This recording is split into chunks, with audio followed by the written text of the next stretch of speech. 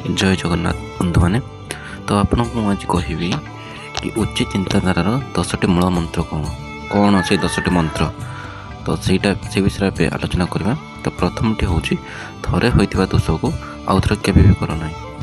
दुई निजक अन्य सह केवे तुलना कर ना। तीन वर्तमान समय को श्रेष्ठ कर चेष्टा कर। चार प्रतिशत नियो ना निजक बदल दियो केवे का प्रतिष्ठा चेष्टा कर ना। 5 जो परिस्थिति को तुम्हें बदल पारनी ता ईश्वर ऊपर छाड़ दियो सेटा भगवान देखी ने। 6 जी पार अन्यर सहयोग कर। 7 अहंकार को त्याग कर और नम्रता धारण कर। 8 निज चिंता को ईश्वर पाखे समर्पण कर। 9 ईर्षा कर ना ईश्वर को चिंता कर। 10 से परिस्थिति रे केबे आगु हाँवाई चेष्टा कर ना।